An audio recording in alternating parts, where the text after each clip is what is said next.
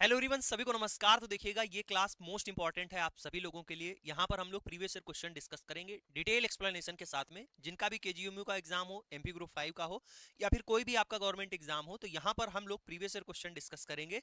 Most important है, पूरा का पूरा आपका रिविजन होगा, वही पुराने अंदाज में जैसे आपकी क्लासेस होती थी उसी अंदाज में यहाँ पर आपकी क्लासेस होंगी। ठीक है मेरे भाई, आपको इससे क्लास शुरू करने से पहले बता दें, जो अपना एप्लीकेशन है एजुकेशन मसाला ऐप है, वहां पर आप देख सकते हैं फिलहाल पहले ही 1 लाख डाउनलोड हो चुके हैं। अब जाकर अपडेट हुआ है, यहाँ पर आप देख सकते हैं कि 1 लाख से ही अधिक स्टूडेंट हमारे साथ यहाँ एप्लीकेशन पर जुड़ चुका है। ठीक है तो वैसे जो है 1 लाख के ऊपर ऊपर है, क्योंकि जो अपडेट होता है 50,000, फिर 1 लाख, फिर ऐसे जो है आगे बढ़ता है। तो यहाँ पर बच्चे हमारे साथ जुड़ चुके हैं। तो इसी खुशी में मेरे भाई, हमने क्या किया है आप लोगों के लिए, फ्री ऑफ कॉस्ट एक टेस्ट सीरीज है, डेली टेस्ट सीरीज आपकी होगी। ठीक है, हमारे इसी एप्लीकेशन पर सुबह आपको 10 बजे, कितने बजे, सुबह 10 बजे डेली आप देखोगे एक टेस्ट पेपर आपको यहाँ पर मिल जाएगा। डेली आपको वो टेस्ट देना है। ठीक है, सभी के सभी लोग देंगे मेरे भाई। कहीं भी आप पढ़ते हो उससे कोई फर्क नहीं पड़ता, आपको यहाँ पर कंटेंट मिलेगा, आप उसका जो है जहां से भी आप पढ़ पाए वहां से पढ़िएगा। ठीक है, ये आपको क्या करना है, प्ले स्टोर पे जाना है, एजुकेशन मसाला एप्लीकेशन डाउनलोड करोगे, वहां पर फ्री कोर्सेज नाम का जो है दूसरा फोल्डर होगा, उसमें जब आप देखोगे तो पहले नंबर पर ऐसा ही बैनर आएगा टेस्ट सीरीज का। ये टेस्ट सीरीज डेली होगी आपकी, 10 बजे सुबह एक टेस्ट पेपर अपलोड होगा। सभी जो भी लैब टेक्नीशियन के एग्जाम होते हैं उन सभी के लिए हेल्पफुल होगी। इसमें प्रीवियस ईयर क्वेश्चन रहेंगे आपके। ठीक है, सिर्फ और सिर्फ आपके प्रीवियस ईयर क्वेश्चंस रहेंगे। तो मेरे भाई इसको जाकर दीजिएगा। और यहाँ पर 100 क्वेश्चन नहीं रखेंगे। ठीक है, उसका रीजन भी आप समझिए। 100 क्वेश्चन मैं देखता हूँ जितने भी बच्चे हमारे यहाँ टेस्ट सीरीज में, टेस्ट पेपर में, बैच में देते हैं टेस्ट, मुश्किल से मुश्किल 40 से 50 क्वेश्चन करते हैं। ठीक है, फिर उसको जो है दूसरे दिन जाकर 40-50 क्वेश्चन करते हैं, टाइम ही नहीं है ना। तो इस वजह से ये भी हमने इस चीज को ध्यान में रखा। तो आपके 25 से 30 क्वेश्चन यहाँ पर रहेंगे, जिनको आप एक टाइम बैठकर लगातार जिसको दे पाए। ठीक है, उतनी कंसंट्रेशन के साथ दे पाए कि वो 20 क्वेश्चन 25 क्वेश्चन आप आसानी से सही कर पाए। ठीक है, मन लगाकर जिसको दें। तो मेरे भाई सब लोग इसको डाउनलोड करके यहाँ पर टेस्ट सीरीज आप अपनी दीजिएगा। तो चलिए क्लास की शुरुआत करते हैं। मेरा नाम है मनीष भाई पटेल, आप सभी का स्वागत करता हूँ इस चैनल पर। मेरे भाई चैनल पर पहली बार आए हो तो सब्सक्राइब कर लेना। पहला क्वेश्चन बहुत ही शानदार धमाकेदार लिखा हुआ है। इस क्वेश्चन का आंसर अगर आप लोग जानते हो तो कमेंट में कमेंट कर देना। तो चलिए समझते हैं। क्वेश्चन लिखा हुआ है, folate and vitamin B12 work together in the production of. ठीक है, जो फोलिएट है और विटामिन B12 है, ये दोनों साथ में मिलकर किसका प्रोडक्शन करते हैं। ए ऑप्शन दिया है आपका अमीनो एसिड का, दूसरा है आरएनए का, तीसरा है फास्फोलिपिड का, और चौथा है डीएनए का। ठीक, 4 ऑप्शन आपने पढ़े। अब इसके बाद में मेरे भाई चलिएगा किस पर चलते हैं, अमीनो एसिड पे चलते हैं। अमीनो एसिड आप जानते हैं क्या होता है। अमीनो एसिड क्या है आप जानते हैं, जो हमारी प्रोटीन है। ठीक, प्रोटीन किससे मिलकर बनी हुई होती है, अमीनो एसिड से मिलकर बनी हुई होती है। तो ये मेरे भाई क्या है, यूनिट है। क्या है, यूनिट है किसकी, प्रोटीन की। यानी यूं कह सकते हैं कि प्रोटीन जो है हमारा मिलकर बना हुआ होता है किससे, अमीनो एसिड से मिलकर। ठीक है, अब आरएनए लिखा हुआ है। आरएनए जो है, आरएनए के बारे में अगर आपसे पूछा जाए तो राइबो न्यूक्लियोटाइड, ये क्या होता है, ये पॉलीमर होता है किसका, राइबो न्यूक्लियोटाइड का। आरएनए क्या होता है, पॉलीमर ऑफ राइबो न्यूक्लियोटाइड।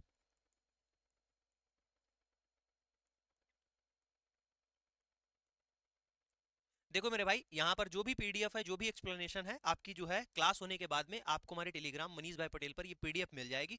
परेशान मत होइएगा, बस केवल सुनिएगा। अगर मैंने आपसे बोला है कि ये पीडीएफ हम देंगे, हम हर क्लास की पीडीएफ देते हैं, तो हम पीडीएफ आपको देंगे, लेकिन यहाँ पर ध्यान से सुनिएगा, आपका पूरा का पूरा रिवीजन होगा। ठीक है, तो आरएनए क्या होता है, ये पॉलीमर होता है किसका, राइबोन्यूक्लियोटाइड का। फास्फोलिपिड की बात करते हैं, फास्फोलिपिड। फास्फोलिपिड में सबसे पहले हम लोग देखते हैं लिपिड के बारे में। देखो लिपिड क्या है, क्या है, लिपिड। लिपिड आप जानते हैं मेनली इनको 3 पार्ट में डिवाइड करते हैं, 3 तरीके से इनको बांटा जाता है। कैसे, एक सिंपल होते हैं। ठीक है, एक सिंपल होते हैं। दूसरा किसमें बांटते हैं, कॉम्प्लेक्स, या जिनको कंपाउंड कहते हैं। और तीसरे टाइप के जो होते हैं, जो ड्राइव्ड होते हैं। कैसे, ड्राइव्ड लिपिड होते हैं। अब ज्यादातर आपका क्वेश्चन आता है कि सिंपल लिपिड में कौन से ऑप्शन आप बताना रहता है, कि सिंपल लिपिड के आप एग्जांपल बताइए। सिंपल लिपिड वही होते हैं मेरे भाई, जो फैट हो गया आपका, ऑयल हो गया आपका, वैक्स हो गया, ये सारे के सारे कैसे होते हैं, ये सिंपल लिपिड होते हैं। कॉम्प्लेक्स लिपिड में आओगे तब मेरे भाई, कॉम्प्लेक्स लिपिड के एग्जांपल आपसे पूछे जाएंगे तो आप बताएंगे फास्फोलिपिड एक टाइप का जो है कॉम्प्लेक्स लिपिड के अंतर्गत आता है।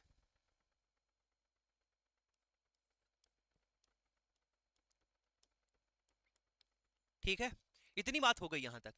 अब चौथा ऑप्शन दिखा हुआ है डीएनए। यहां तक कोई बात नहीं हुई कि फोलिएट एंड विटामिन बी12 मिलकर किसका प्रोडक्शन करते हैं। इस क्वेश्चन का आंसर अभी तक हमको नहीं मिल पाया, लेकिन चौथा ऑप्शन देखिए क्या लिखा हुआ है, डीएनए। क्या लिखा हुआ है? डीएनए लिखा हुआ है। ठीक है, मान लीजिए ये क्वेश्चन आपको नहीं आता है, लेकिन एक लाइन आपको आती होगी। क्या आती होगी? कि folate and vitamin B12, folate and vitamin B12 है, ठीक, विटामिन बी12, या फिर ये कह दे फोलिएट आर, ठीक, चाहे दोनों की या चाहे एक की, चाहे दोनों की कहें या चाहे एक की, फोलिएट या फिर विटामिन बी12, इनकी अगर क्या है, डिफिशियंसी है, डिफिशियंसी है, तो इससे ये बात हमको पढ़ाई गई है कि लीड्स टू, ये हमें पता है, लीड्स टू डिफेक्टिव डीएनए।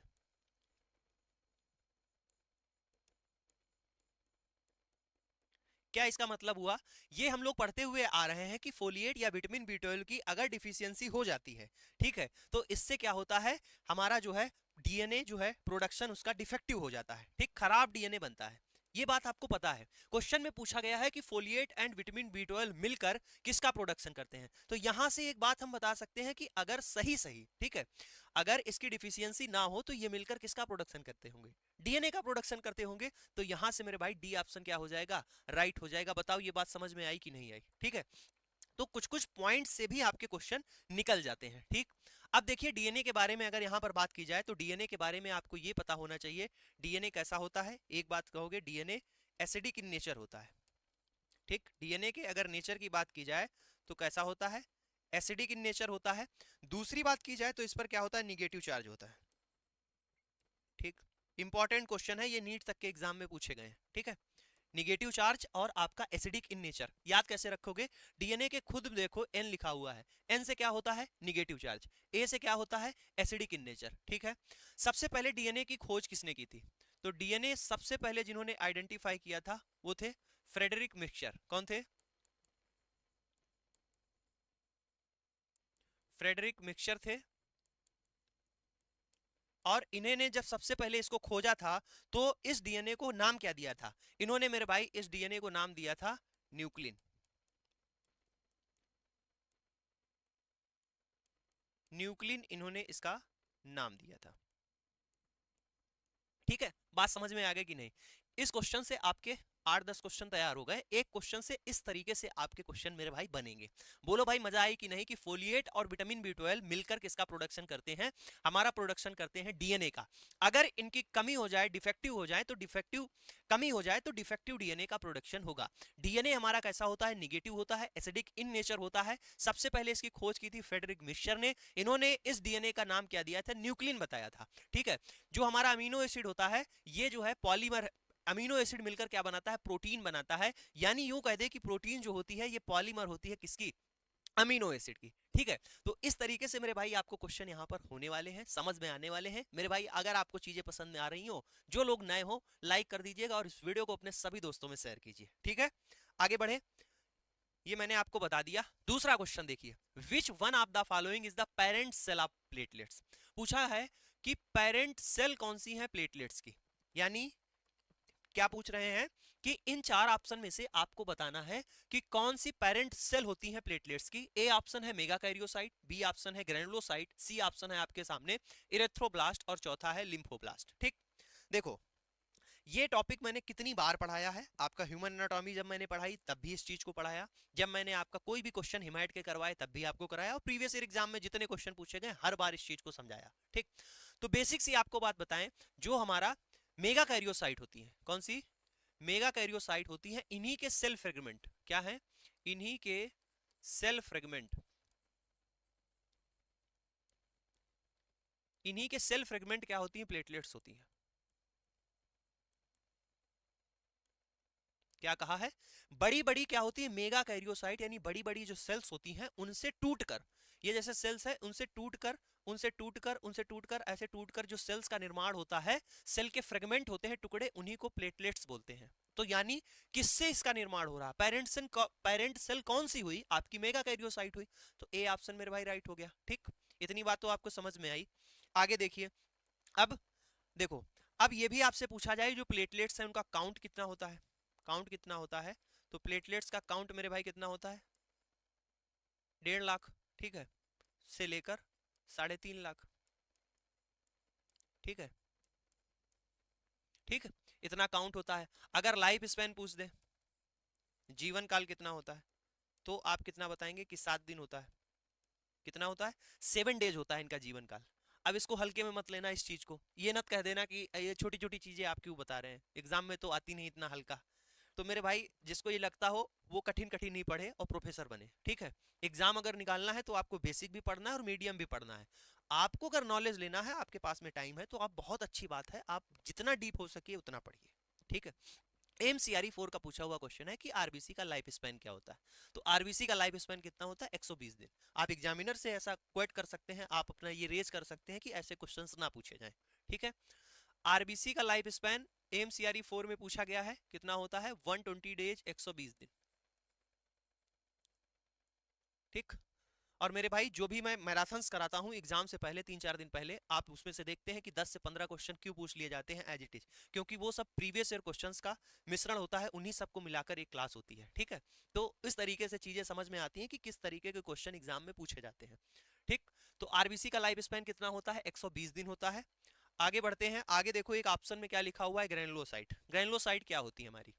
जब भी हमने क्या है पढ़ा था, आपका ब्लड पढ़ा था, उसमें मैंने बताया था 3 चीजें होती हैं, आरबीसी, डब्ल्यूबीसी, प्लेटलेट्स, आपके सेल वाले सेक्शन में, ठीक है। तो यहाँ पर डब्ल्यूबीसी की बात कर रहे हैं, तो डब्ल्यूबीसी में बहुत सारी चीजें पूछी जाती हैं। डब्ल्यूबीसी में इसका एक नाम क्या होता है दूसरा? ल्यूकोसाइट इसको बोलते हैं। क्या बोलते हैं इसको? ल्यूकोसाइट बोलते हैं। डब्ल्यूबीसी को क्यों ल्यूकोसाइट बोलते हैं आप जानते हैं? ल्यूकास का मतलब क्या होता है? कलरलेस, और साइट का मतलब क्या होता है? सेल, इसीलिए इनको व्हाइट ब्लड सेल बोलते हैं, ठीक है।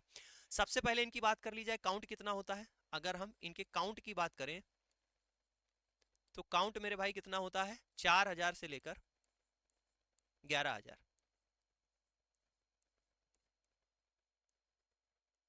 ठीक है। कितना होता है? 4,000 से लेकर 11,000। आगे बात की जाए कि टाइप ऑफ डब्ल्यूबीसी कितने प्रकार की होती है, ठीक। कई बार क्वेश्चन आपसे पूछा गया है कि टाइप ऑफ डब्ल्यूबीसी बताइए कि कितने प्रकार की डब्ल्यूबीसी होती है। तो सबसे पहले आपको यही पता होना चाहिए कि 5 प्रकार की डब्ल्यूबीसी होती हैं। हमने एक ट्रिक भी बताई है आपको, नो लॉन्गर मंकी ईट बनाना। तो नो से हो गया न्यूट्रोफिल, लॉन्गर से आपका हो गया था लिम्फोसाइट,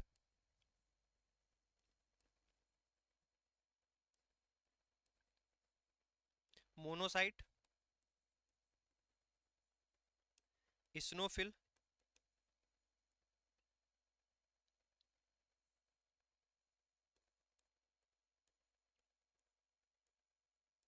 एंड बेसोफिल,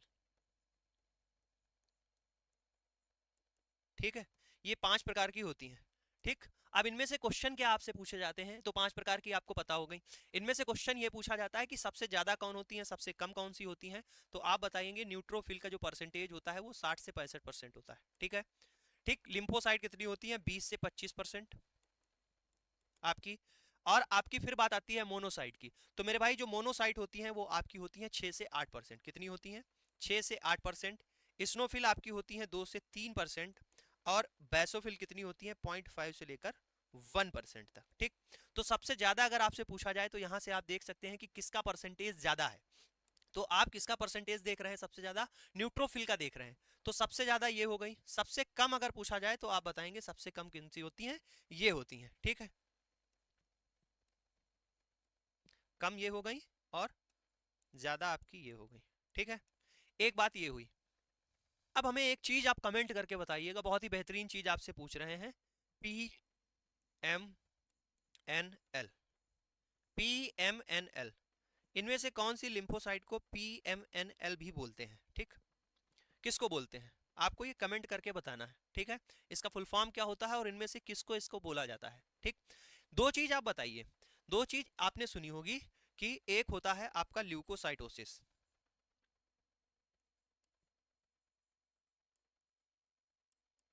और दूसरा होता है ल्यूकीमिया। अब आप जानते हैं ल्यूकोसाइटोसिस का मतलब क्या है? ल्यूकोसाइटोसिस का मतलब है इंक्रीज डब्ल्यूबीसी काउंट। यहां पर क्या होता है ल्यूकोसाइटोसिस में? डब्ल्यूबीसी काउंट जो है आपका बढ़ा हुआ आता है। ल्यूकीमिया में भी क्या होता है? ल्यूकीमिया में भी डब्ल्यूबीसी काउंट आपका बढ़ा हुआ होता है, ठीक। तो अब ल्यूकोसाइटोसिस और ल्यूकीमिया में डिफरेंस क्या है, कैसे आप डिफरेंस करेंगे? तो मेरे भाई ल्यूकोसाइटोसिस आपको देखने को मिलता है इन इन्फेक्शन, किसमें? इन्फेक्शन में। इसमें कुछ ही मात्रा में आपकी जो है डब्ल्यूबीसी बढ़ी हुई आती है, ठीक। लेकिन जो है ल्यूकीमिया, ल्यूकीमिया में डब्ल्यूबीसी काउंट बहुत बढ़ जाता है, और ये तब होता है जब होता है ब्लड कैंसर, ठीक। ठीक है, ब्लड कैंसर में ये आपको देखने को मिलता है और बहुत ज्यादा संख्या में डब्ल्यूबीसी काउंट बढ़ जाता है। तो यहां से मेरे भाई इतनी बात आप समझ पाए डब्ल्यूबीसी के बारे में, आपको इसके बारे में ये सारी चीज आपको समझ में आई, ठीक। आगे बढ़ा जाए, क्वेश्चन की ओर चले। क्वेश्चन की ओर बढ़ने से पहले आपको बता दें मेरे भाई, जो लोग नए लोग हैं उनके लिए बता दें, अगर आप डिटेल में अभी आप मान लीजिए आप डिप्लोमा डिग्री कर रहे हैं या फिर आपने तैयारी शुरू नहीं की है, तो मेरे भाई आप हमारे इस लैब टेक्नीशियन सिलेक्शन बैच को ज्वाइन कर सकते हैं, जहां पर आपको हिंदी और इंग्लिश में क्लासेस मिल जाएंगी, टॉपिक वाइज आपका कंटेंट रहेगा, ठीक है। उसके साथ साथ आपके जो क्लास नोट्स पीडीएफ हैं वो आपको मिलेंगे, जिनको आप डाउनलोड कर पाओगे और जिनको आप प्रिंट भी कर पाओगे। आपको यहाँ पर इस बैच में टेस्ट सीरीज भी 50 से भी अधिक, 100 मान लीजिएगा, अभी फिलहाल इसमें 10 या 12 टेस्ट सीरीज ऐड हो चुकी हैं, ठीक है। उसके साथ साथ अभी आप जो भी पैटर्न देख रहे हैं, जो भी एग्जाम का पैटर्न देख रहे हैं, आने वाले हर एग्जाम में आप देखोगे कि नॉन टेक्निकल सेक्शन भी पूछा जाएगा। मतलब 70 क्वेश्चन आपके टेक्निकल पोर्शन से और नॉन टेक्निकल पोर्शन से आपके 30 क्वेश्चन हर एग्जाम में पूछे जाएंगे, जैसे आपका हो गया मैथ, रीजनिंग, जीएस, कंप्यूटर, ये सारी चीजें। तो सिलेक्शन के लिए आपका तो ये इंपॉर्टेंट है, बट सिलेक्शन अगर आपका होना है तो ये आपका नॉन टेक्निकल करवाएगा जो इसको पढ़ेगा। तो इस बैच में आपको technical, non technical, test series, सारी चीजें आपको इस बैच में मिलने वाली है, एक ही बैच में सब कुछ। इतनी कम फीस पर आपको ये बैच कहीं नहीं ऐसा मिलेगा जो ऐसी क्वालिटी कंटेंट के साथ में आपको मिले, ठीक है। तो आप जिसको ज्वाइन करना है वो प्ले स्टोर पर जाए, एजुकेशन मसाला एप्लीकेशन को डाउनलोड करे, ज्वाइन कर सकता है। क्वेश्चन है आपके सामने, द अमाउंट ऑफ एंटीकोगुलेंट इन सीपीडीए, ठीक है, सीपीडीए 300 ml ब्लड कलेक्शन बैग, ठीक। क्वेश्चन क्या पूछा गया है, पूछ रहे हैं, बेसिक सा क्वेश्चन है कि आपका एंटीकोगुलेंट बताना है कि 300 ml का ब्लड कलेक्शन किया गया है, तो उसमें जो हम सीपीडीए डाल रहे हैं वो उसका अमाउंट कितना होगा, ठीक है। आपका 25 ml होगा, 42 ml होगा, 40 ml होगा, 35 ml होगा, ठीक। आओ पहले कुछ चीजें समझ लेते हैं, किसके बारे में समझ लेते हैं, हम लोग समझ लेते हैं मेरे भाई एंटीकोगुलेंटेड ब्लड बैंक, ठीक। आओ सबसे पहले किसकी बात करते हैं, सबसे पहले यहां पर लिखा एंटीकोगुलेंट,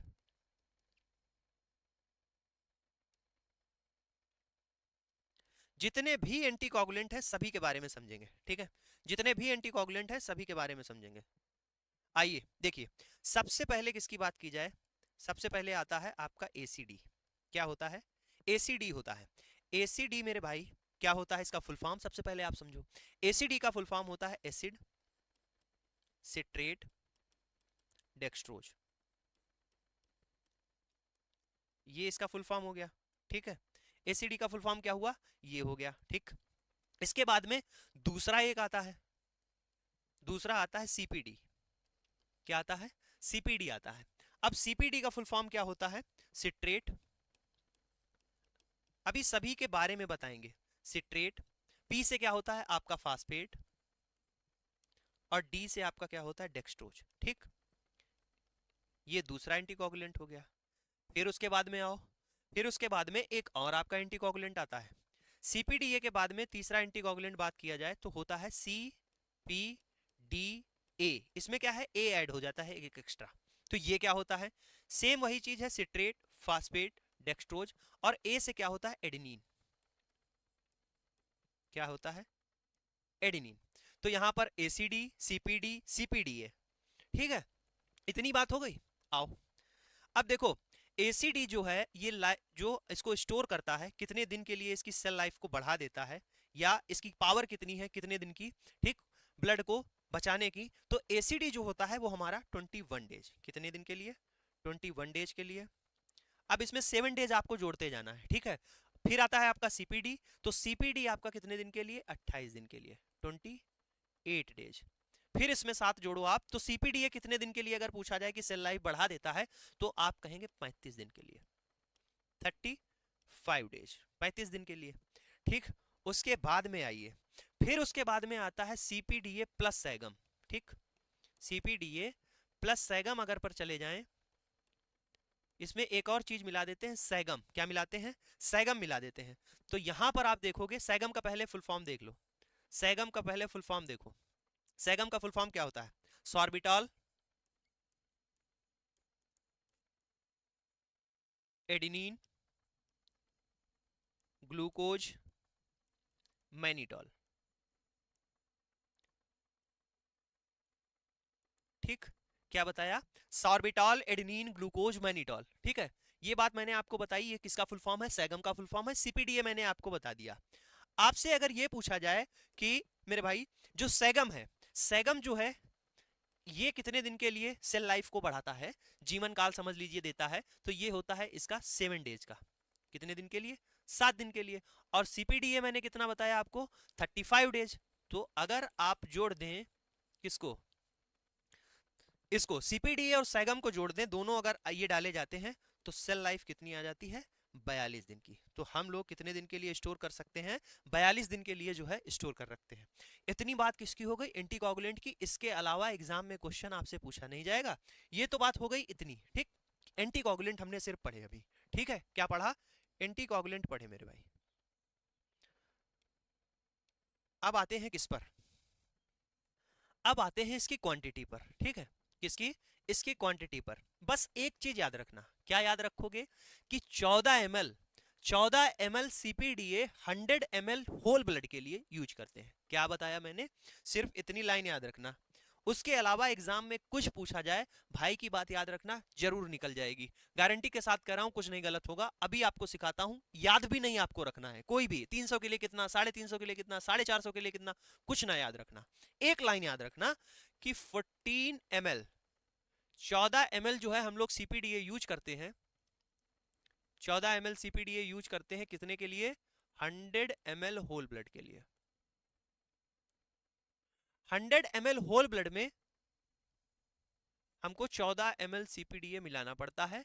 ये बात सिर्फ हमें याद रखनी है। ठीक, अगर इतना हमें पता रहा तो हम सब कुछ निकाल लेंगे। मैंने क्या बताया कि 14 ml सीपीडीए हमको चाहिए होगा 100 ml होल ब्लड को जो है। ठीक, देखो अब हमसे क्या पूछा जा रहा है? हमसे पूछा जा रहा है कि 300 ml, क्या पूछा गया? 300 ml हमारा जो है ब्लड कलेक्शन हुआ है, तो हमको कितना एंटीकोगुलेंट चाहिए इसमें? तो ठीक है भैया, इन्होंने पूछा 300, तो यहां से हमने एक लिखा 100 की जगह कितना लिख दिया? 300 ml होल ब्लड है, तो 300 ml होल ब्लड यहां लिखा। ठीक, अब देखो 100 से कितना हुए? 300 हो गए, यानी यहां पर 3 की मल्टीप्लाई कराओगे तो 300 आ गया। हो गया, 100 से 300 ml पर आए। तो इधर भी सेम वही काम कर लेना कि 14 में 3 की मल्टीप्लाई कराना, यानी 42 ml आपको सीपीडीए चाहिए। कितना? 42 ml सीपीडीए चाहिए 300 ml होल ब्लड के लिए। बात समझ में आई? देखो, जैसे 100 ml के लिए 14, फिर 100 ml के लिए 14, फिर 100 ml के लिए 14, 14 28 14 3 42। ठीक, चाहे आप इस तरीके से कैलकुलेशन कर लो। ठीक है, इतनी बात समझ में आई? ठीक, 300 ml के लिए।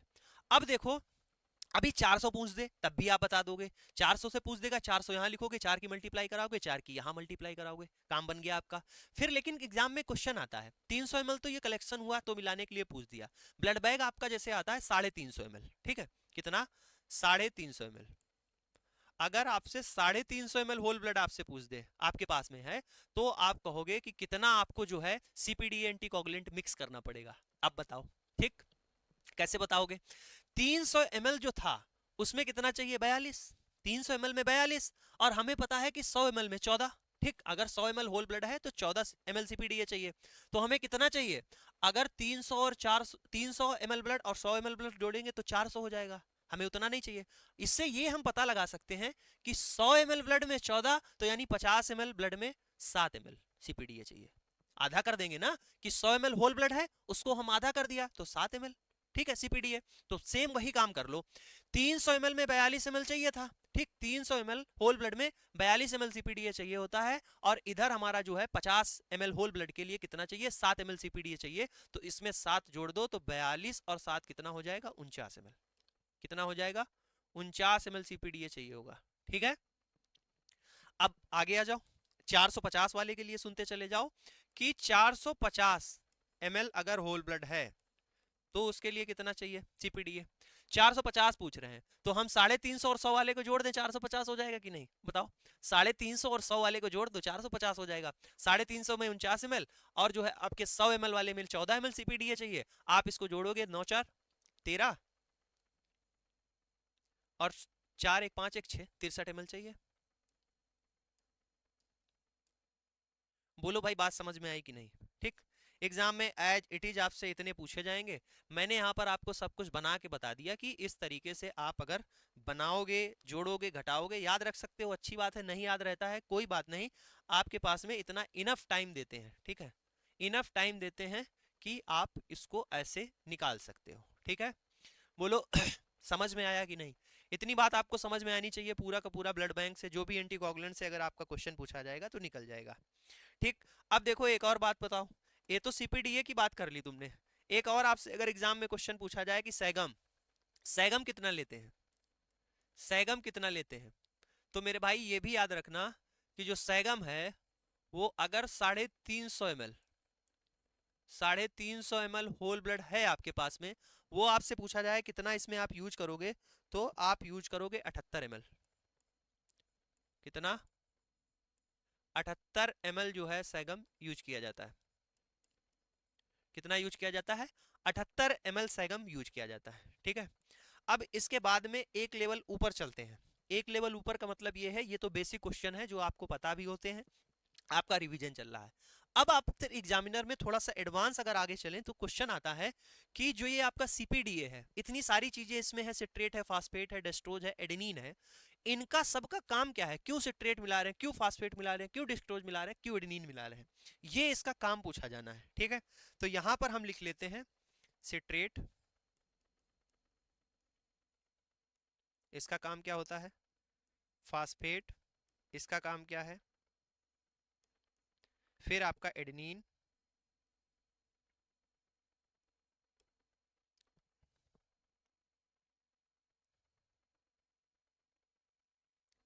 डेक्सट्रोज,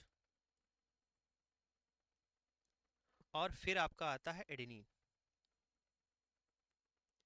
ये आपके 4 चीजें हैं। अब ये आपसे पूछी जा रही हैं। अब आपको बताना है कि इनका सबका काम क्या है, क्यों सिट्रेट काम क्या करता है, फास्फेट क्या काम करता है, डेक्सट्रोज काम क्या करता है, और एडेनिन आपका काम क्या करता है। अब सबसे पहले देखो, सोडियम साइट्रेट का आपने नाम सुना, इसमें सोडियम साइट्रेट होता है, और सोडियम साइट्रेट क्या है? एंटीकोगुलेंट है। क्या है? एंटीकोगुलेंट है। तो ये मेरे भाई क्या है? ब्लड क्लॉट को रोकेगा। अब होल ब्लड को हमें कैसा रखना है? ऐसा तो है नहीं डोनेशन करा लिया उसको क्लाट करा दोगे, नहीं ना। तो ऐसा होना चाहिए कि जो उसको क्लाट कराने से रोके, वो तो हमारा एंटीकोगुलेंट सोडियम साइट्रेट हो गया। अब यहां पर आप बताइएगा कि फास्फेट काम क्या करता है। फास्फेट जो है मेरे भाई करता है, सपोर्ट करता है, सपोर्ट करता है मेटाबॉलिज्म ऑफ रेड सेल। जो हमारी रेड सेल होती है उनका मेटाबॉलिज्म को सपोर्ट करता है। तो support metabolism of red cell. Metabolism आप जानते हो, मेटाबॉलिज्म वही होती है जो हमारे अंदर, जो एक सेल के अंदर सारा का सारा प्रोसेस हो रहा होता है उसको मेटाबॉलिज्म बोलते हैं। दो चीजें होती है, कैटाबॉलिज्म, एक एनाबॉलिज्म। कैटाबॉलिज्म का जो बड़ी बड़ी चीजें हैं उनको काट काट कर छोटा प्रोडक्ट बना दिया जाए, और एनाबॉलिज्म क्या है? छोटी छोटी चीजों को जोड़कर बड़ा प्रोडक्ट बना दिया जाए, उसको बोलते हैं एनाबॉलिज्म। ये सारी जो है, ये दोनों चीजें मेटाबॉलिक के अंतर्गत आती है, और ये हमारी हर एक सेल इसको परफॉर्म करती है। तो ये जो मेटाबॉलिज्म है रेड सेल की, उसको सपोर्ट करता है फास्फेट, ठीक है। उसके बाद आता है डेक्सट्रोज। डेक्सट्रोज क्या करता है? जो रेड सेल की मेम्ब्रेन होती है, वो रेड सेल की मेम्ब्रेन को मेंटेन रखता है, ठीक है। रेड सेल की जो मेम्ब्रेन है उसको क्या करता है? मेंटेन रखता है। अब देखो एक सेल है, आरबीसी क्या है? एक सेल है, और इसके बाहर ये सेल मेम्ब्रेन है। अगर ये सेल मेम्ब्रेन सही रहेगी तभी तो ये सेल जो है बची रहेगी। अगर ये कहीं से फट जाए, रप्चर हो जाए, तो सेल खराब हो जाएगी। तो हमारा मेन काम क्या है? रेड सेल्स जो हैं हमारी, जो है उनको क्या रखना है? उनको हमको जो है प्रॉपर उसी फॉर्म में रहे जिस फॉर्म में जो है निकाली गई हैं, ठीक है। तभी तो वो जीवित रहेंगी, तभी तो काम आएंगी। और रप्चर हो जाएंगी तो हमारे किस काम की आएंगी? तो यहां से मेरे भाई आप ये देख सकते हैं कि डेक्सट्रोज क्या करता है? डेक्सट्रोज हमारा जो है ये मेंटेन करता है, मेंटेन रेड सेल मेम्ब्रेन, ठीक। मेड सेल, रेड सेल को क्या करता है? उसकी मेम्ब्रेन को क्या करता है? ये मेंटेन रखता है, और जिससे क्या होती है? जिससे इसकी रेड सेल की लाइफ जो है बढ़ जाती है। लाइफ क्या रहे, बनी रहे। ठीक है, अब बात आती है एडेनिन की। अब सेल जिंदा रहेगी तो उसको एनर्जी भी चाहिए, तो कौन एनर्जी प्रोवाइड करेगा, बचा है मेरे भाई, वो ही प्रोवाइड करेगा। कौन प्रोवाइड करेगा, आपका एडेनिन। एडेनिन क्या करता है, ये मेरे भाई प्रोवाइड करता है एनर्जी। ठीक है, ये क्या करता है, एनर्जी प्रोवाइड करता है। बोलो मेरे भाई, यहां से आपका ब्लड बैंक वाला काम खत्म होता है। ठीक है, इतनी सारी चीजें हुई, यहां से आप आंसर निकाल सकते हैं कि जो 300 ml है उसमें कितना चाहिए आपको, 42 ml जो है आपका सीपीडीए चाहिए होता है। ठीक है, आगे बढ़ा जाए, समझ में आ रहा हो तो कमेंट कर दीजिएगा। ठीक, आगे बढ़े। अब देखिएगा अगला क्वेश्चन है, which of the following is the most metabolically active form of absorbed vitamin B 12। बहुत ही बेहतरीन और शानदार क्वेश्चन है। मैं आपसे वादा कर रहा हूं कि इस क्वेश्चन का answer most of the student गलत कर देंगे। और ये पूछा हुआ क्वेश्चन मैं आपका बता दूं, ये आरआरबी का पूछा हुआ क्वेश्चन है। ठीक है, रेलवे का ये पूछा हुआ क्वेश्चन है। अगर बेहतरीन डिटेल थ्योरी की बात करें तो सबसे अच्छी जो है पूछी जाती है रेलवे में पूछी जाती है और आपके पीजीआई में पूछी जाती है। ठीक, तो ये क्वेश्चन आया है कि पूछा गया which of the following most metabolically active, आपसे कह रहे हैं कि metabolically active form of absorbed vitamin B 12, जो विटामिन बी 12 एब्जॉर्ब हो रही है मोस्ट एक्टिव फॉर्म आपको बतानी है। ए ऑप्शन है ट्रांसकोबालामिन, बी है intrinsic factor vitamin B 12 complex, फिर तीसरा ऑप्शन है होलो ट्रांसकोबालामिन और चौथा है हेप्टोकोरिन विटामिन बी 12 कॉम्प्लेक्स। देखो, जैसे ही नाम ही इसका कॉम्प्लेक्स है तो इसका एब्जॉर्प्शन भी कॉम्प्लेक्स है। इतना कॉम्प्लेक्स है कि अगर आप किताब से पढ़ेंगे, खुद से पढ़ेंगे तो समझ पाना पॉसिबल नहीं है, ये मैं समझता हूं। इसमें आपको कंफ्यूजन बहुत होगा, समझने में दिक्कत भी होगी। इसका बहुत ही शार्ट वे में आपको इस चीज को समझाते हैं और 100% गारंटी के साथ में कह रहा हूं समझ में आपको आएगा। ठीक है, देखिए सबसे पहले क्या होता है, फूड है। ठीक, भोजन लिया, उस भोजन में क्या है आपका, जब रहेगा इसमें विटामिन बी 12 रहेगी, और विटामिन बी 12 स्टमक में आया, यहाँ पर आपकी विटामिन बी 12 क्या हो गई, अलग हो गई। क्योंकि भोजन जब आपका स्टमक में आता है, पेट में आता है, उसके बाद आप सब समझते हैं कि जब आप मुंह में चबा रहे होते हैं तो उसको बोलस बोलते हैं। फिर उसके बाद स्टमक में आता है, स्टमक में आपका एचसीएल होता है, डाइजेस्टिव एंजाइम होते हैं, 4 घंटे तक यहाँ पर रुकता है और जो है इसका डाइजेशन स्टार्ट होता है। तो यहाँ पर जब विटामिन बी 12 रिलीज होती है, ठीक है, स्टमक में आने के बाद में यहाँ से विटामिन बी 12 रिलीज होती है। ठीक, ये जब विटामिन बी 12 रिलीज हुई मेरे भाई, तो इसको कौन पकड़ेगा, इसको पकड़ता है सबसे पहले ट्रांसकोबालामिन। ट्रांसकोबालामिन फर्स्ट, कौन, ट्रांसकोबालामिन फर्स्ट, या फिर इसको बोलते हैं हेप्टोकोरिन।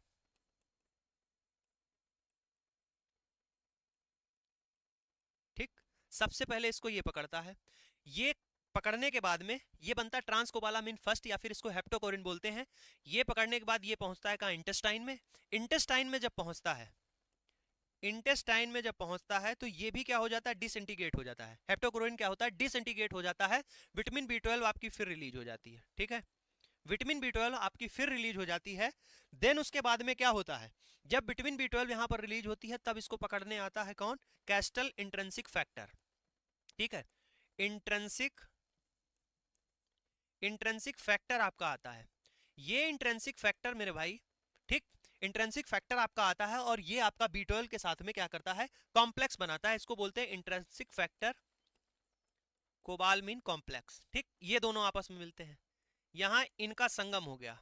अब ये संगम होने के बाद में इंटेस्टाइन में, फिर उसके बाद में क्या होता है, ये कॉम्प्लेक्स आगे बढ़ता है, जो हमारी इंट्रोसाइट होती है वहां पर पहुंचता है। ठीक है, ये कॉम्प्लेक्स कहां जाता है, इंट्रोसाइट में जाता है। जब इंट्रोसाइट में जाता है तो ये भी टूट जाता है। ठीक है, ये भी डिसइंटीग्रेट हो जाता है। फिर आपका जो है इसको पकड़ने के लिए आता है कौन, ट्रांसकोबालामिन सेकेंड, ट्रांसकोबालामिन सेकेंड, या फिर इसी को क्या बोलते हैं, इसी को मेरे भाई बोला जाता है होलो ट्रांसकोबालामिन। क्या बोलते हैं, होलो ट्रांसकोबालामिन। ठीक, इसको क्या बोलते हैं, होलो ट्रांसकोबालामिन इसको बोलते हैं। इसी को जो है अब होलो ट्रांसकोबालामिन बोला जाता है। पहले इसको क्या बोलते थे, पहले बिफोर, पहले इसको ट्रांसकोबालामिन सेकेंड बोलते थे। ठीक है, तो ये इसका बेसिक सा प्रोसेस मैंने आपको समझाकर बताया कि विटामिन बी 12 जब हम भोजन कहते हैं उसमें विटामिन बी 12 होती है, स्टमक में जाकर टूटती है। यहां पर हमारा हेप्टोकोरिन जो होता है ये इसको जो है कॉम्प्लेक्स बनाता है इसके साथ में, फिर इंटेस्टाइन में पहुंचती है हमारी विटामिन B12। इंटेस्टाइन में हमारी जो है जब ये पहुंचती है तो हेप्टोकोरिन टूट जाता है, विटामिन B12 अलग हो जाती है, फिर हमारा इंट्रिंसिक फैक्टर आता है, अब इसको पकड़ता है। इंट्रिंसिक फैक्टर इसको उठाकर किसमें ले जाता है, जो हमारी इंटेस्टाइन की सेल्स होती है उनमें ले जाता है। वहां पर जैसे ही जाता है फिर ये डिसइंटीग्रेट हो जाता है, तब इसको पकड़ने आता है ट्रांसकोबालामिन सेकेंड, यानी इसको बोलते हैं होलो ट्रांसकोबालामिन। अब ये क्या होता है, ये मेरे भाई एक्टिवली क्या करता है, एब्जॉर्ब करता है। यहां से इसके बाद में जब ये हो जाता है होलो ट्रांसकोबालामिन इसको पकड़ता है, देन उसके बाद में ये हमारी जो विटामिन B12 है सिस्टमिक सर्कुलेशन में पहुंचती है, यानी हमारे ब्लड में अब सिस्टमिक सर्कुलेशन में आ गई। तो यहां से अगर आपसे ये पूछ रहे हैं कि metabolically active form absorb vitamin B12, तो ये वाला हो गया, ठीक है, active form, active form absorbed vitamin B12। बोलो भाई, आई होप, उम्मीद करता हूं समझ में आ गया होगा, ठीक है, उम्मीद कर रहा हूं समझ में आ गया होगा। तो यहां से ऑप्शन आप मेरे भाई देख सकते हो कि होलो ट्रांसकोबालामिन, सी वाला ऑप्शन राइट हो जाएगा। बस इतना ही प्रोसेस है, इसको आप समझ लीजिए, काम हो गया। क्वेश्चन देखो मेरे भाई आपका क्या है कि एसिड फास्फेटेज, जो आपका एसिड फास्फेटेज होता है उसका एस्टिमेशन इज डन, किया जाता है in the disease related to, कौन सी डिजीज से रिलेटेड है, किसमें किया जाता है। ए ऑप्शन है आपका ब्रेन, दूसरा है प्रोस्टेट, तीसरा है थायराइड और चौथा है इंटेस्टाइन। चार ऑप्शन आपके सामने दिए गए हैं, ठीक है। आपको बताना है कि किसमें एसिड फास्फेटेज का जो है एस्टिमेशन करते हैं। मान लीजिए आपको इनमें से कोई भी बात नहीं पता है, एक बात आपको याद होगी, पता भी होगी, अगर आपने काम किया सब कुछ आपको मालूम रहता है टेस्ट के बिहाफ पर। क्या कि आपका जो एसिड फास्फेटेज है, एसिड फास्फेटेज है वो किसमें बढ़ा हुआ आता है। तो एसिड फास्फेटेज जो है एलिवेटेड यानी बढ़ा हुआ आपका आता है कौन सी बीमारी में, प्रोस्टेट कैंसर में। किसमें, प्रोस्टेट कैंसर में आपका पीएसए जो है, एसिड फास्फेटेज जो है वो आपका क्या आता है, बढ़ा हुआ आता है। इतनी बात आपको पता है। अगर इतनी बात आपको पता है मेरे भाई, तो यहां से आप देख सकते हो कि एसिड फास्फेटेज एस्टिमेशन किसके लिए, कौन सी डिजीज, प्रोस्टेट की डिजीज के लिए करते हैं, एक बात, ठीक है। दूसरी बात क्या होती है, दूसरी बात ये होती है कि ये क्या है, नोट इसको करके लिखना कि ये मेरे भाई मार्कर एंजाइम है।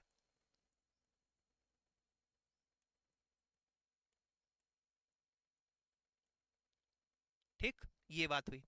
इसके अलावा एक चीज आपने और सुनी है क्या, पीएसए, क्या हुआ है, पीएसए सुना है। ये पीएसए क्या होता है, इसका पहले नंबर पे फुल फॉर्म आपको पता होना चाहिए, prostate specific antigen, prostate specific antigen, इसका ये फुल फॉर्म हो गया। एक बात ये मेरे भाई नाम से ही पता चल रहा है, स्पेसिफिक एंटीजन, स्पेसिफिक एंटीजन ये आपका मोर रिलायबल होता है।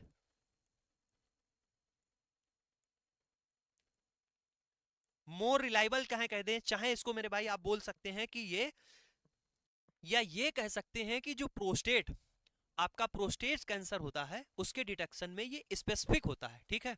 तो यहां पर prostate specific antigen more reliable होता है टू डिटेक्शन प्रोस्टेट कैंसर। अब एक क्वेश्चन बहुत ही शानदार आपसे ये पूछा जाता है, ठीक है, क्या पूछा जाता है, क्वेश्चन ये पूछा जाता है कि अगर ऐसे कह दें कि इनमें से कौन सा एंजाइम आपका प्रोस्टेट कैंसर के लिए डिटेक्शन में यूज करते हैं, प्रयोग करते हैं, ठीक है। तो आपसे पहले नंबर पे लिखा होगा पीएसए, क्या लिखा होगा ऑप्शन में, पीएसए। और जैसे ही आप देखेंगे पीएसए तो बोलेंगे ये प्रोस्टेट कैंसर के डिटेक्शन में स्पेसिफिक एंटीजन है, फटाक से आप आंसर मार देंगे। मोस्ट ऑफ द स्टूडेंट यही करेगा, जैसे ही उसको दिखेगा यही गलती हो जाएगी।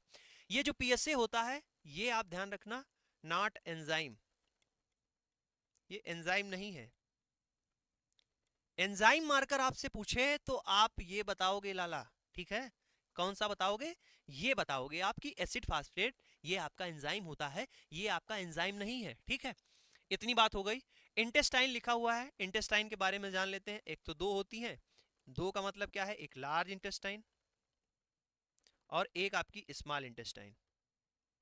लार्ज इंटेस्टाइन का जो लेंथ है वो कितना है जानते हो, लार्ज है, तो ये मत कह देना कि लार्ज है, इसका जो है जो लेंथ होता है वो 1.5 मीटर होता है, कम होता है, ठीक है। लार्ज किस लिए कहते हैं, क्योंकि इसका डायमीटर ज्यादा होता है, ठीक है। स्मॉल जो आपकी इंटेस्टाइन होती है उसकी लेंथ की बात करोगे तो उसकी लेंथ होती है 6 मीटर, 6 मीटर होती है, ठीक है। लार्ज इंटेस्टाइन के पार्ट की अगर आप बात करने पर आ जाओगे तो इसमें क्या होता है, सीकम होता है,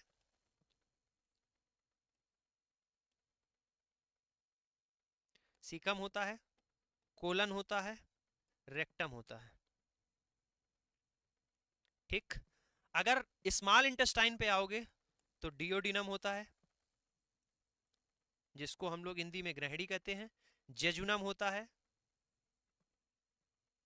और फिर क्या होता है, इलियम होता है, ठीक।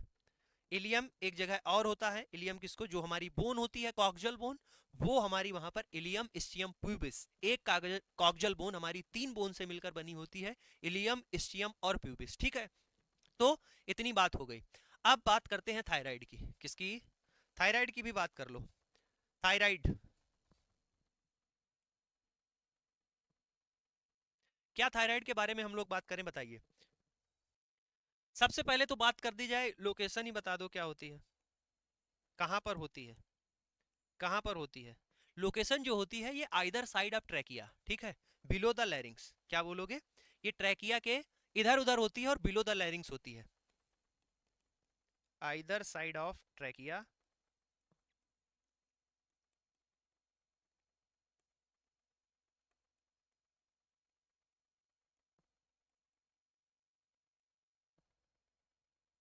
Below the larynx. रिलीज क्या करते हैं, रिलीज की अगर बात करोगे तो ये आप सभी जानते हैं, T3, T4 और कैल्सिटोनिन, ठीक। उसके बाद में एक और बात आती है, अगर यहां पर इसकी एबनॉर्मल ग्रोथ की बात करें, एबनॉर्मल ग्रोथ, ठीक है, अगर इसका एबनॉर्मल साइज बढ़ जाए तो आप इसको क्या कहते हैं, इसको बोला जाता है, अगर इसका एबनॉर्मल साइज इंक्रीज हो जाए तो इसको बोलते हैं ग्वाइटर, क्या बोलते हैं, ग्वाइटर बोला जाता है मेरे भाई, ठीक है। घेंघा रोग इसको बोलते हैं, ठीक है, आयोडीन की कमी से होता है, ठीक। तो यहां से मेरे भाई आप समझ गए कि इसका बी ऑप्शन राइट हो जाएगा, प्रोस्टेट। आगे बढ़ते हैं क्वेश्चन की ओर। क्वेश्चन है, a specific molecule that bind to a receptor is called a dash of the receptor. पूछा है कि एक विशिष्ट विशिष्ट अणु जो एक रिसेप्टर के साथ में बंधता है, उस रिसेप्टर का डैश कहा जाता है। देखो, ये जो एंजाइम वाला चैप्टर है, आप बायोकेमिस्ट्री में पढ़ेंगे, एंजाइम के चैप्टर का ये पूछा हुआ क्वेश्चन है आपका, ठीक है।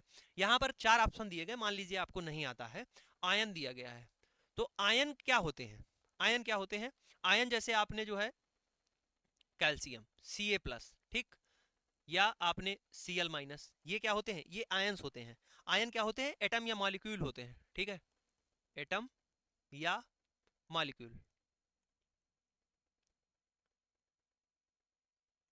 या चाहे वो पॉजिटिव हो या फिर निगेटिव हो, ठीक, निगेटिवली चार्ज हो या पॉजिटिवली चार्ज हो, इनको बोलते हैं, ठीक है।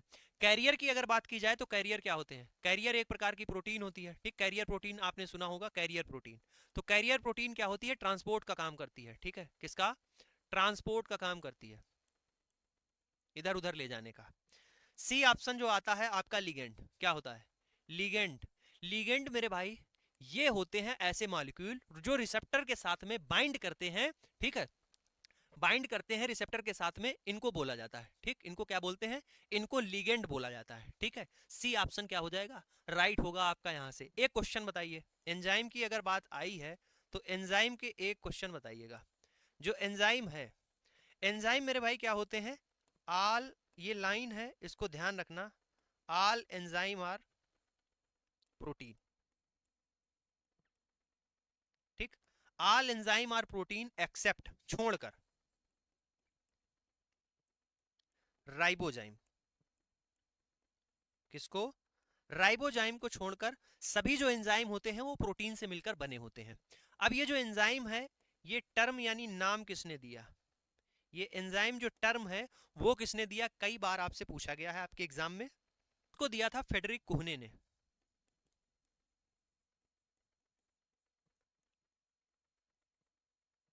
किसने दिया था, फेडरिक कुहने ने इसको दिया था, ठीक है, टर्म एंजाइम।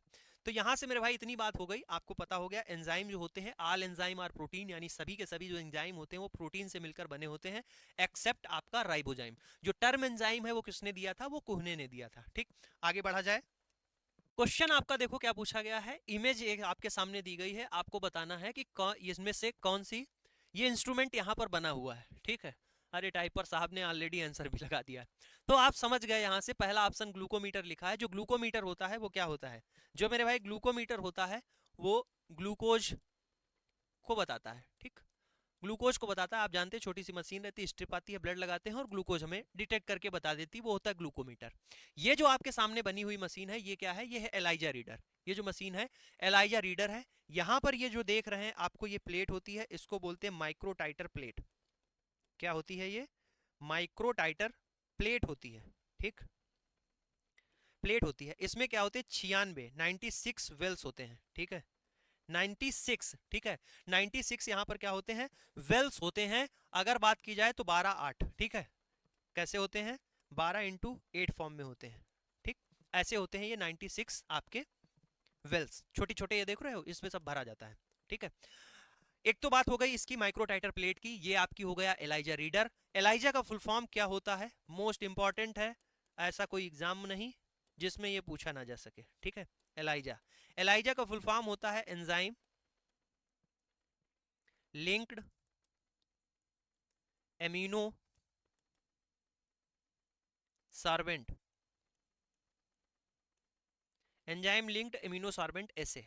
ठीक है, ये इसका क्या है, फुल फॉर्म है। ठीक, अब एलाइजा के बारे में आप जानते हैं कई प्रकार के एलाइजा हैं। टाइप ऑफ एलाइजा में आए तो आपका होता है डायरेक्ट, डायरेक्ट एलाइजा, एक होता है इनडायरेक्ट एलाइजा, एक होता है आपका सैंडविच एलाइजा, सैंडविच लाइक, और एक आपका होता है कॉम्पिटेटिव एलाइजा। ठीक, ये टाइप है इनके। अब जो डायरेक्ट एलाइजा होता है वो डिटेक्ट क्या करता है, डायरेक्ट एलाइजा जो है वो आपका एंटीजन डिटेक्ट करता है। ठीक है, इनडायरेक्ट जो एलाइजा होता है ये आपका एंटीजन या एंटीबॉडी दोनों कोई डिटेक्ट कर सकता है। ठीक है, कोई भी डिटेक्ट कर सकता है। आपका सैंडविच एलाइजा है ये भी आपका एंटीजन डिटेक्ट कर सकता है। कॉम्पिटेटिव एलाइजा जो है आपका एंटीजन या एंटीबॉडी, ठीक, इनमें से कोई एक को डिटेक्ट कर सकता है। तो ये टाइप ऑफ एलाइजा हो गए। ठीक है, डायरेक्ट, इनडायरेक्ट, सैंडविच और कॉम्पिटिटिव। डिटेक्ट क्या करते हैं, आपका डायरेक्ट वाला एंटीजन करता है, ठीक है, आपका इनडायरेक्ट एंटीजन या एंटीबॉडी कर सकता है। इतनी बात यहां से आप समझ गए। अब देखो यहां पर एक क्वेश्चन और बेहतरीन, अगर और थोड़ा सा आगे बढ़े तो इसके फुल फॉर्म में देख रहे होगे एंजाइम लिंक्ड, एंजाइम लिंक्ड, तो यानी यहां पर क्या होता है, एंजाइम का प्रयोग करते हैं। अगर आपसे मेरे भाई पूछा जाए कि मोस्ट कॉमन जो पॉपुलर एंजाइम यहां पर कौन सा यूज करते हैं एलाइजा में, तो यहां पर HRP, कौन सा, HRP एंजाइम जो है यहां पर यूज करते हैं। अब HRP एंजाइम यहां पर यूज करते हैं, इसका फुल फॉर्म क्या होता है, और रेडिस पेरोक्सिडेज।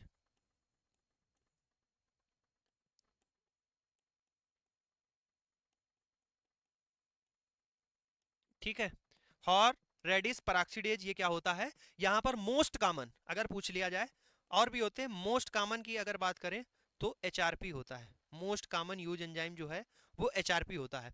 अगर सबस्ट्रेट की बात कर लें, कौन सा, अगर एंजाइम है तो यहाँ सबस्ट्रेट भी होता, तो कौन सा सबस्ट्रेट जो है यहाँ पर कॉमन यूज करते हैं, वो होता है TMB।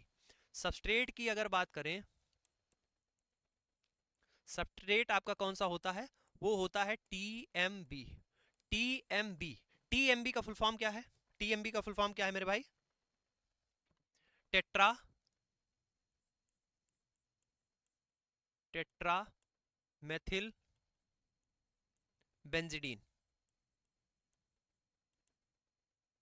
ठीक है, टेट्रा मेथिल बेंजिडीन,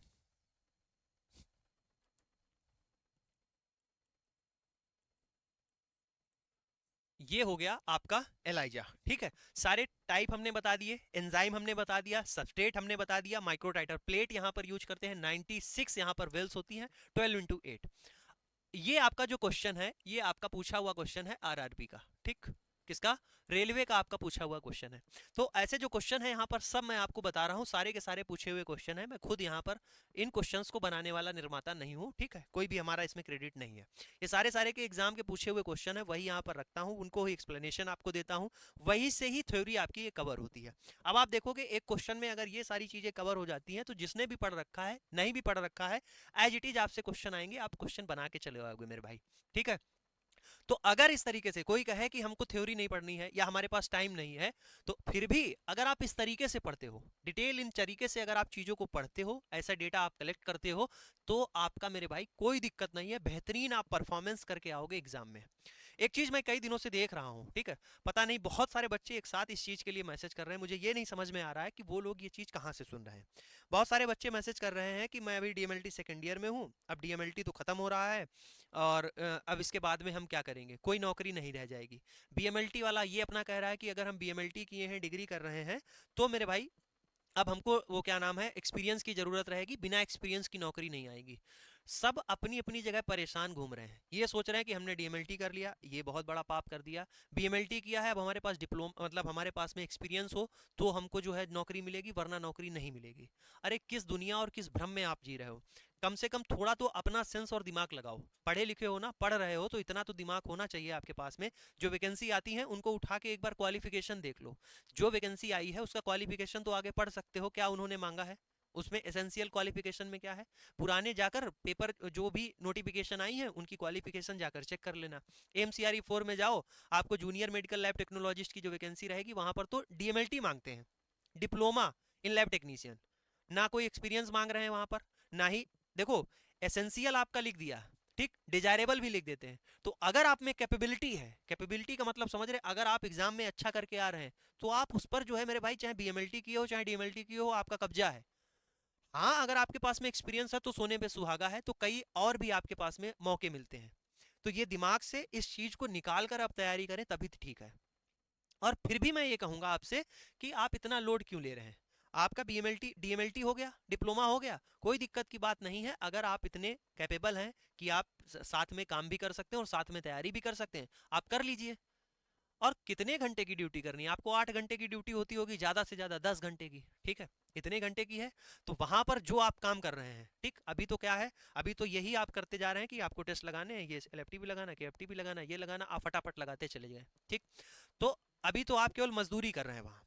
अगर यही अगर आप मन से काम करें, मजदूरी के साथ साथ ये सोचे कि एलएफटी जो हमने लगाया है इसको मैं पढ़ लेता हूँ, केएफटी पढ़ लेता हूँ, और आप वहां पर डेली काम कर रहे हैं उस चीज को, तो एलएफटी केएफटी जितने भी प्रोफाइल हैं, टेस्ट हैं, वो सारे के सारे आपके जबान पर हो जाएंगे। तो एक्सपीरियंस के साथ साथ में आपको नॉलेज भी होता चला जाएगा। तो ये सब चीजें दिमाग से निकाल कर आप अपनी पढ़ाई कीजिए, और इस चक्कर में बिल्कुल मत पड़िएगा कि यहाँ वो बता रहा है कोई नौकरी खत्म है, ये खत्म है, दुनिया 2026 में दुनिया ही खत्म है। चक्कर में ना पड़ते हुए, बिना लोड लेते हुए अपनी तैयारी कीजिएगा, अपना काम कीजिएगा, ठीक है। इधर उधर ये सब चीजों को मत सोचिए। मैं अगर ऐसा कुछ गलत बोल रहा हूं तो आप 2024 का एमसीआरई 4 का, एमसीआरई 2024 का, 25 का अपना नोटिफिकेशन उठाकर देखो। नोटिफिकेशन में जब उठाकर देखना, अगर उसमें कोई भी वैकेंसी विदाउट एक्सपीरियंस वाली ना मिले तो हमें बता देना आके कि हाँ आप गलत बोल रहे हैं, ठीक है। आप अभी जो है पीजीआई चंडीगढ़ का उठाना, ठीक, पेपर, उसमें देखना, पीजीआई चंडीगढ़ वाले में उठा के देखना, एक्सपीरियंस वालों को भी मतलब डीएमएलटी वालों के लिए एलिजिबल था कि नहीं था पेपर देने के लिए। 80 पोस्ट थी शायद, 80 पोस्ट में आप ले पाओगे? पढ़ रहे होगे तभी तो नौकरी ले पाओगे, कि एक्सपीरियंस लेने से हो जाएगा? मैंने आपसे ये बात बोली है कि एक्सपीरियंस इंपॉर्टेंट है, अगर है आपके पास में अच्छा है। ये दिमाग और अफवाहों से दूर रहो भाई, ठीक है, इन चीजों से दिमाग में ये चीजें ना लाकर आप तैयारी करो अच्छे से। अगर आप कहीं ज्वाइन कर सकते हो, आपके पास में समय है, तो आप जरूर कीजिएगा। रेडियल वॉकर टेस्ट, ये लिखा हुआ है Rideal Walker test, all are true, सब सही है एक्सेप्ट छोड़कर, ठीक है। यहाँ पर 4 ऑप्शन आपके सामने दिए गए हैं जिसमें से रेडियल वॉकर टेस्ट के बारे में बताया गया है, ठीक है। एक इसमें से क्या है, गलत है, ठीक है, उस गलत को ही हमें ढूंढना है। अब हमने क्या पढ़ाया था, ये रेडियल वॉकर टेस्ट कहाँ पढ़ा था? रिसेंटली ही मैंने माइक्रो की क्लास कराई हुई है, कौन सी, डिसइंफेक्टेंट वाली, जब हमने क्लास कराई हुई है, ठीक, स्टरलाइजेशन वाले चैप्टर में डिसइंफेक्टेंट वाली जब क्लास कराई थी, उसी के बाद में हमने ये आपको बताया था एक रेडियल वॉकर टेस्ट होता है, ठीक है। जो रेडियल वॉकर टेस्ट होता है, इसमें मेरे भाई इसको यूज करते हैं, can be use to test phenolic disinfectant only, जो फिनॉलिक डिसइंफेक्टेंट होते हैं उसी के लिए, ठीक, सिर्फ और सिर्फ उसके लिए करते हैं। बात एकदम सही है रेडियल वॉकर टेस्ट के हिसाब से। फिर लिखा है कि it test ability of disinfectant to act in presence of organic matter. ये भी सही है कि ये ऑर्गेनिक मैटर की प्रेजेंस में है, काम करता है, ठीक है, ये भी बात एकदम सही है, ये भी बात बताई थी। फिर क्या लिखा हुआ है तीसरे नंबर पे मेरे भाई, लिखा हुआ है कि जो डिसइंफेक्टेंट है is consider to be satisfactory if phenol coefficient 1। देखो ये क्या है, फिनाल कोफिशिएंट यहां पर कह रहे हैं 1 से कम है। कलर चेंज कर देता हूं, समझ में आएगा। देखो क्या लिखा हुआ है कि ये कह रहे हैं कि फिनाल कोफिशिएंट है वो 1 से कम हो, उसको हम लोग क्या मान रहे हैं, कंसीडर्स एड सेटिस्फैक्टरी, सेटिस्फैक्टरी मान रहे हैं। ये बात गलत है, ये क्या है, ये बात गलत लिखी हुई है, ठीक है, ये बात गलत लिखी हुई है। सेटिस्फैक्टरी हम तब मानते हैं कि ये अच्छा डिसइंफेक्टेंट है, इसको तब माना जाता है जब फिनाल कोफिशिएंट आपका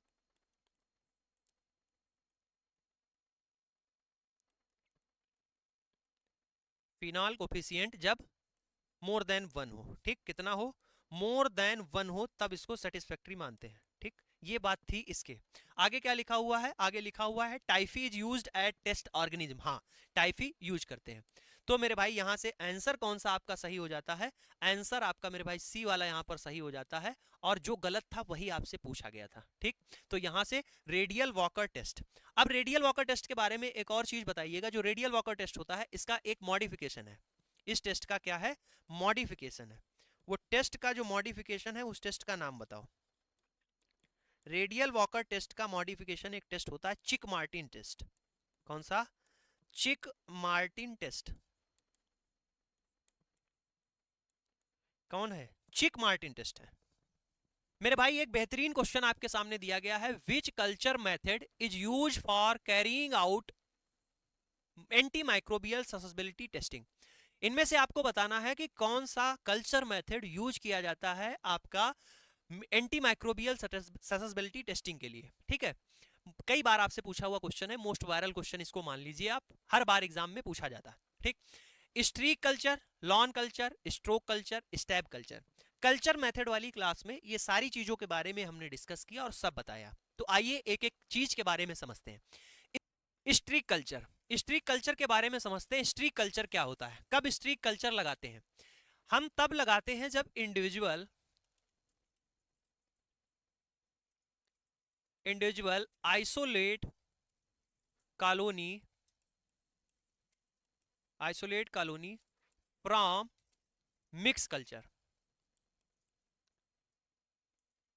जब मिक्स कल्चर हो, हमें इंडिविजुअल की आइसोलेट कॉलोनी निकालनी हो, तो कौन सा हम लगाएंगे मेरे भाई, तब हम लोग स्ट्रीक कल्चर लगाते हैं, ठीक। बात समझ में आई, individual isolate colonies from mix culture, ठीक, उसके लिए कौन सा स्ट्रीक कल्चर लगाते हैं। स्ट्रीक कल्चर के बाद में बात आती है किसकी, स्ट्रोक कल्चर की। स्ट्रोक कल्चर, स्ट्रोक कल्चर कब लगाया जाता है, स्ट्रोक कल्चर मेरे भाई यूज करते हैं किसमें, आपका यूज किया जाता है सिट्रेट यूटिलाइजेशन टेस्ट में। किसमें करते हैं, सिट्रेट यूटिलाइजेशन टेस्ट में। दूसरा कहां इसका प्रयोग करते हैं, यूरिएज टेस्ट में करते हैं। किसमें, यूरिएज टेस्ट में इसका प्रयोग करते हैं, ठीक है। आगे देखिए, आगे आता है आपका स्टैब कल्चर। कौन सा आता है, स्टैब कल्चर आपका आता है। स्टैब कल्चर का प्रयोग कहां पे करते हैं, अगर हमें स्टॉक को मेंटेन करना हो तो हम लोग किसका प्रयोग करेंगे, मेंटेन स्टॉक कल्चर। एक बात, फिर एक बहुत ही बेहतरीन आपको चीज बताएं, मोटिलिटी टेस्टिंग होती है बैक्टीरिया के लिए, मोटिलिटी। तो उसके लिए अगर आपसे पूछा जाए कौन सा कल्चर है, तो मोटिलिटी के लिए, मोटिलिटी के लिए आपका कौन सा कल्चर लगाया जाता है, आपका स्टैब कल्चर लगाते हैं मोटिलिटी टेस्टिंग के लिए, ठीक है। आई होप इतनी बात आपको समझ में आई होगी, ठीक है, इतनी बात समझ में आई। अब हम लोग चलते हैं किस पर, अब हम लोग चलते हैं, बचता है आपका क्या, अब बचता है लॉन कल्चर, ठीक। ये लॉन कल्चर बचता है, इस लॉन कल्चर का ही प्रयोग करते हैं एंटी माइक्रोबियल ससेसिबिलिटी टेस्टिंग में, ठीक। इस लॉन कल्चर को आर, दूसरा नाम देते हैं आर कारपेट कल्चर, इसी को बोला जाता है। क्या कहते हैं, कारपेट कल्चर, इसी को बोलते हैं। सुनते जाओ बेधड़क, ठीक। अब पूछा जाए अगर आपसे, एंटी माइक्रोबियल ससेसिबिलिटी टेस्टिंग किसके लिए किया जाता है, किसके लिए करते हैं, आप बताओगे किसके लिए, पैथोजेनिक बैक्टीरिया के लिए। एंटी माइक्रोबियल ससेसिबिलिटी टेस्टिंग किसके लिए करोगे, पैथोजेनिक बैक्टीरिया के लिए, जो हार्मफुल है ना, ये पूछा जाएगा।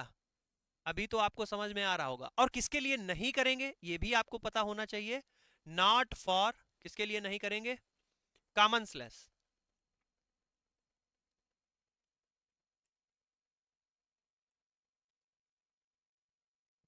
कॉमन स्लैश जो बैक्टीरिया होते हैं, ये ऐसे बैक्टीरिया होते हैं जो हमारे लिए हार्मफुल नहीं होते हैं, ठीक,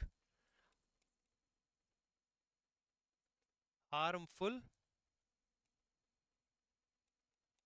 नॉट हार्मफुल फॉर अस, हमारे लिए क्या हो, जो हार्मफुल ना हो उनको बोलते हैं। इसके लिए हम लोग एंटी माइक्रोबियल ससेसिबिलिटी टेस्टिंग का वो टेस्टिंग नहीं करते हैं, ठीक।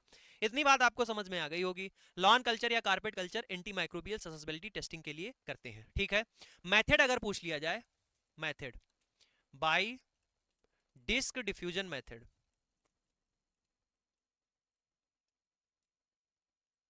बाय डिस्क डिफ्यूजन मेथड, सबसे ज्यादा यूज किया जाने वाला जो मेथड है वो कौन सा है, डिस्क डिफ्यूजन मेथड है। अच्छा, एक चीज और आपसे पूछी जाती है कि अगर इसकी सेंसिटिविटी है उसको डिटरमाइन करना है, सेंसिटिविटी अगर इसको डिटरमाइन करनी है, सेंसिटिविटी अगर डिटरमाइन करती है वो किसके द्वारा करोगे, तो अगर आपको सेंसिटिविटी डिटरमाइन करती है तो वो की जाती है मेरे भाई zone of inhibition, zone of inhibition, ठीक, इसके द्वारा ये जो है डिटरमाइन की जाती है। एग्जाम का पूछा हुआ क्वेश्चन है ये, ठीक है। ये कौन डिटरमाइन करता है, आपकी सेंसिटिविटी। इतनी सारी चीजें मैंने आपको बता दी, आप समझ लो कि आपका जो कल्चर मेथड है वो सारा का सारा यहां से खत्म हो गया, ठीक है। मैंने आपको सारी चीजें यहां पर बता दी है, सब हो गया। तो यहां से आप देखोगे कि आपका बी वाला ऑप्शन राइट हो जाएगा, लॉन कल्चर या फिर कारपेट कल्चर जो आपका एंटी माइक्रोबियल ससेसिबिलिटी टेस्टिंग के लिए लगाते हैं, ठीक है। आगे बढ़े अगले क्वेश्चन की ओर। देखो क्वेश्चन क्या है आपका, the phenomena of change of liquid, यानी यहां पर क्या है, एक फिनोमिना है जिसमें क्या है, लिक्विड चेंज हो रहा है वेपर, किसमें, लिक्विड आपका चेंज हो रहा है वेपर में एट एनी टेम्परेचर, किसी भी टेम्परेचर पे, below it's boiling point is called, जो इसका बॉइलिंग पॉइंट है उसके नीचे किसी भी टेम्परेचर पर लिक्विड आपका कन्वर्ट हो जा रहा है किसमें, वेपर में। चार ऑप्शन आपके सामने दिए गए, आपको बताना है। ए ऑप्शन है कंडेंसेशन, दूसरा है प्रेसिपिटेशन, तीसरा है सब्लिमेशन और चौथा है इवेपोरेशन। जब इस तरीके के जब क्वेश्चन आए, ये क्वेश्चन आपके ज्यादातर आपका most of the time RRB में पूछा जाता है, और आरआरबी में ये क्वेश्चन आया हुआ है साइंस का, ठीक है। क्या है आइए समझते हैं। कंडेंसेशन क्या होता है, कंडेंसेशन जो होता है इसमें जो है आपकी गैस आपकी किस में कन्वर्ट हो जाती है, गैस आपकी लिक्विड में कन्वर्ट हो जाती है, ठीक है। गैस आपकी क्या होती है, लिक्विड में कन्वर्ट हो जाती है, gas turn back into the liquid, इसको बोलते हैं कंडेंसेशन, ठीक है। अब एक बात और बताओ, प्रेसिपिटेशन, प्रेसिपिटेशन तो बेसिक सी चीज है, आप समझते होंगे, जो इन्वायरमेंट में आपकी वाटर वेपर है वो आपकी नीचे बैठ जाए, लिक्विड बन जाए, वाटर बन जाए, ठीक। इस प्रोसेस को बोलते हैं प्रेसिपिटेशन, ठीक है। अब सब्लिमेशन आता है, सब्लिमेशन में क्या होता है, सब्लिमेशन मेरे भाई आप सभी को पता है कि जो सॉलिड होता है वो डायरेक्टली किस में बदल जाए, डायरेक्टली गैस में बदल जाए, सॉलिड जो है वो डायरेक्टली कन्वर्ट हो जाए किसमें, गैस में, इसको बोलते हैं सब्लिमेशन। इसको क्या बोला जाता है, इस प्रोसेस को बोलते हैं सब्लिमेशन। इसका एग्जांपल की बात करें, जब भी आप कपूर यानी कैंफर जलाते होंगे, वो डायरेक्ट देखते हैं सॉलिड होता है और गायब, तो यानी गैस में कन्वर्ट हो गया, तो ये होता है सब्लिमेशन। इवोपरेशन क्या है, इवोपरेशन मेरे भाई ये होता है जिसमें जो लिक्विड है वो किसमें कन्वर्ट हो जाए, लिक्विड आपका वेपर में कन्वर्ट हो जाए, इसको बोलते हैं इवोपरेशन। लिक्विड आपका किसमें कन्वर्ट हो जाए, वेपर में कन्वर्ट हो जाए, इसको बोला जाता है क्या, इवोपरेशन। डी ऑप्शन मेरे भाई क्या हो जाएगा, राइट हो जाएगा इसका यहां से, ठीक। बेसिक क्वेश्चन ऐसे आरआरबी में साइंस में पूछे जाते हैं आपके, ठीक है। तो इतने सारे क्वेश्चन थे आपकी चीजें, ये पहली क्लास थी। कैसी लगी क्लास कमेंट में जरूर आप कमेंट करके बताइएगा मेरे भाई। जिन भी लोगों का केजीएमयू या आरआर उसका आपका एमपी ग्रुप 5 का पेपर है, तो एक प्लेलिस्ट आपके लिए बनाई है, मैं आपको दिखाता हूं, इसको बिना उसको देखे मत जाइएगा। तो देखो ये अपना यूट्यूब चैनल है मनीष भाई पटेल, आपको दिख रहा होगा, क्लिक करिएगा, ये आपका चैनल अपना दिख गया। इस पर देखो, जैसे ही आप प्लेलिस्ट वाले सेक्शन पे आओगे, प्लेलिस्ट वाले सेक्शन पे आओगे तो यहाँ पर देखो प्लेलिस्ट है आपके लिए, ठीक। अब इन प्लेलिस्ट में से आपको कौन सी प्लेलिस्ट करके जानी है मैं आपको बताऊं। अभी आपके पास जो केजीएमयू वाले स्टूडेंट हैं उनके लिए मेरे भाई मैं आपसे कहूंगा, आप इसको चाहे आप कुछ भी कीजिएगा, आपके पास अभी दिन है 28 तारीख शायद आज आपकी हुई है, 27 हुई है, 28 29 30 आपका जो है 1 2 3 को पेपर है। अभी आपके पास में इतना टाइम है कि मेरे भाई आप ये 8 वीडियो एलटी प्रीवियस ईयर जो सोल्यूशन है इस वाली प्लेलिस्ट में 8 लेक्चर हैं आपके, 8 लेक्चर हैं, 1 घंटे के हिसाब से 8 घंटे हुए। ये 8 घंटे आप मेरे भाई इसको सुन के चले जाना, वादा करता हूं आपसे 100% गारंटी के साथ कह रहा हूं, आपका फुल टू रिवीजन हो जाएगा और बहुत सारी चीजें एग्जाम में आपको इसी प्लेलिस्ट से देखने को मिलेंगी, ठीक। ये प्रीवियस ईयर पेपर का सोल्यूशन है इसी तरीके से जैसे मैंने आपको कराया है। अब बात आती है एमपी ग्रुप 5 वालों के पास, जिनके पास अभी जो है 17 दिन है, वो लोग क्या करें, वो सभी के सभी इसको करेंगे। आप देख सकते हो एमपी ग्रुप 5 2017 का पेपर एनालिसिस, इसी में जो है आपका जो है 25 का भी एनालिसिस है एमपी ग्रुप 5 का, तो वो यहां पर ये भी प्लेलिस्ट करेंगे। उसके साथ साथ आपको क्या करना है, ये जो दूसरी वाली प्लेलिस्ट है 13 लेक्चर है, इसमें एमसीक्यू प्रैक्टिस विद थ्योरी, ये दोनों के दोनों आपको करने हैं 20 क्लासेस। वादा करता हूं आपसे पूरा का पूरा आपका सिलेबस जो है आपके 50 से 55 क्वेश्चन इन्हीं 20 क्लासेस से आएंगे, वादा कर रहा हूं। इसका मतलब आप समझ लीजिए, जब आपका एग्जाम हो, जब दे आना फिर आप हमें बता देना, मैं खुद यहां पर आकर स्क्रीनशॉट लगाकर दिखा दूंगा कि आपके 45-50 क्वेश्चन इन्हीं से जो है आपके पूछे गए। तो इनको हल्के मत लीजिए, इनकी थंबनेल पर मत जाना, ये किसके लिए है, क्योंकि आपका ना सिलेबस चेंज है, ना आपकी थ्योरी चेंज है, ना आपकी चीजें चेंज होती हैं, सब कुछ सेम रहता है। तो ये आपकी 13 classes MCQ practice with theory वाली और एलटी प्रीवियस ईयर पेपर वाली प्लेलिस्ट आपको करनी ही करनी है, ठीक है। डिस्क्रिप्शन बॉक्स में इन दोनों प्लेलिस्ट का लिंक है, वहां से आप मेरे भाई इनको जरूर कीजिएगा, ठीक है। जिनको भी बैच अगर ज्वाइन करना है वो ज्वाइन कर सकते हैं, प्ले स्टोर पे जाना, एजुकेशन मसाला एप्लीकेशन डाउनलोड कर लेना, वहां से आप कर सकते हैं। आप हमारे इंस्टाग्राम हैंडल को फॉलो कर सकते हैं, 1,10,000 से भी यहाँ पर हमारे साथ में लोग जुड़े हुए हैं। कोई भी अगर आपको पर्सनल दिक्कत परेशानी है तो आप यहाँ पर हमें कनेक्ट कर सकते हैं।